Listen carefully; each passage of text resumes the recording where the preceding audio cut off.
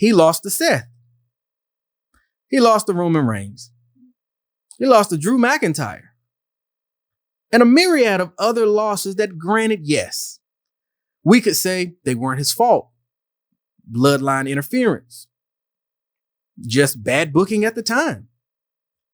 But no real victories that stood out to a point where you would say, this is the guy.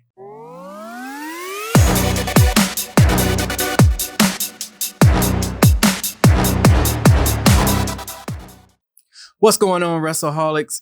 Hey, it's me, the man, the myth, the legend, Jey Picante, and we are back. We are giving you the first inaugural solo video of just me. Don't worry, I'll be here just to keep you entertained and to give you some great content. So I made a post the other day and I was actually talking with some of my followers, and we were talking about the man who I have grown to really enjoy, Main Event Jey Uso. Now, in dealing with him, we've grown to love him. We've grown to understand who he is as a person. He's become a fan favorite.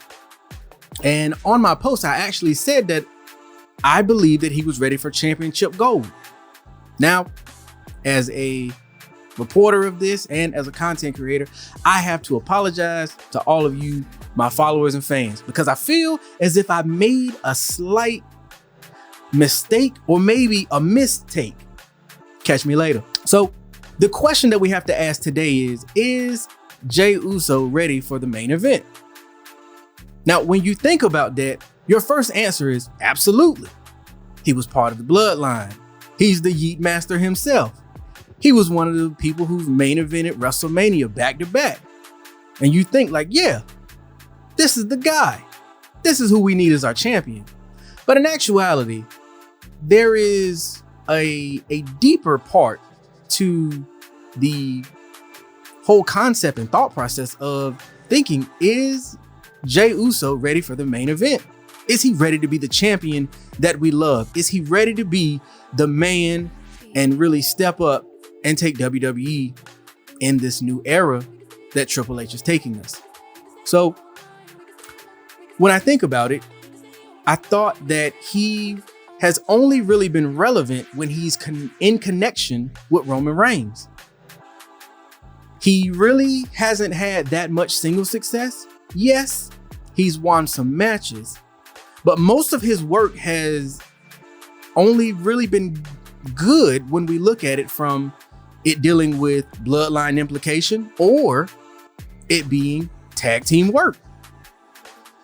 When we look at his body of work, yes, it is impressive. Yes, he has phenomenal in-ring ability. But when you really dig down into the statistics of it and really think about it, you have to look at yourself and ask some really hard questions. So I got to thinking, who is he beating en route to being the top guy? Because when I really sit down and do some research and look into it, I kind of saw that in the last 2 years, he hasn't beaten anybody in singles competition that would warrant him being Main Event Jey Uso. I did a little bit of research and digging, and I found that he lost to Seth. He lost to Roman Reigns. He lost to Drew McIntyre. And a myriad of other losses that, granted, yes, we could say they weren't his fault. Bloodline interference. Just bad booking at the time.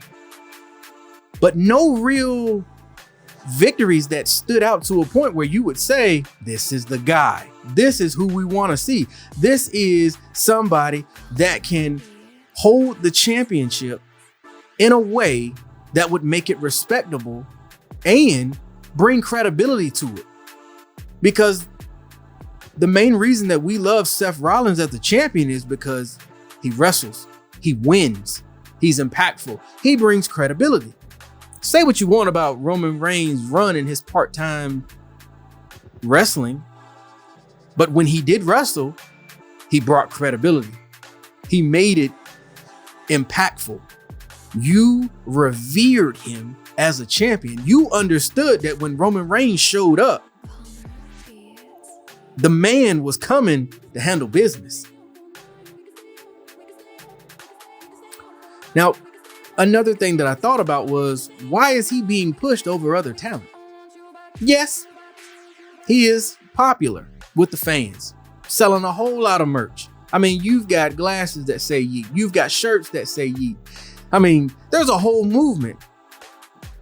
Small pause. I actually went to a Monday Night Raw in Raleigh, North Carolina last month. And there were hundreds, if not thousands of fans out there that were literally having Yeet battles. Yeet versus no Yeet. People that had, paraphernalia, shirts, signs, I mean, everything. Even when Jey Uso came out, the electricity that was in the building it was hard to contain yourself and not get wrapped up in it. But is that just entertainment, or is that warranted heat because of his actual wrestling ability? When we take a closer deep dive into Jey Uso, we really look at it. He is the middle child. He suffers from the middle child syndrome.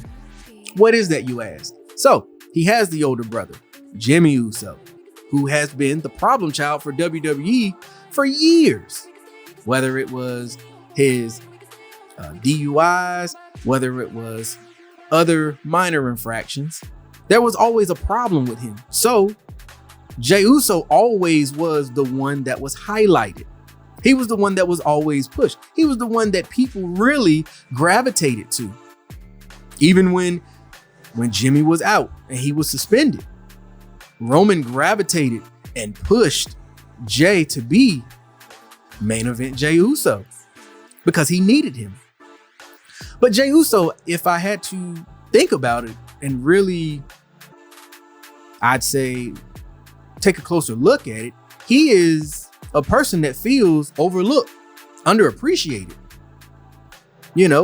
Then when you look at his baby brother, who has had phenomenal success, Solo Sikoa. He was the man in NXT. He was known as the Street Champion. He was highly touted coming to SmackDown. His emergence on the scene shifted the eyes of everyone because Solo Sikoa was the baby of the family. And everybody knows when you're the baby of the family, you get the special treatment. You get to do things that your older siblings don't get to do. It's interesting that Jey Uso keeps his relevance only because he gives us the bloodline, but from an outcasted perspective. Now, also, while he's trying to give us that bloodline feel without being affiliated with the bloodline, he himself, it seems like he's trying to prove to everybody else that I'm Jey Uso and I can hold that notoriety. I can be that main guy. I can show you that I'm better than what you've seen. I'm more than just a tag team wrestler. I'm a solo competitor. I can hold the title. I can do big things. I can show you more than what you've seen with me just being attached to Roman. I can show you more than me just being the guy that gets the pin when I'm tag teaming with my brother. But these are just some of my thoughts. I'd love for you to comment down below. Give me some of your feedback. And as always, thank you for following and watching WrestleHolics Media.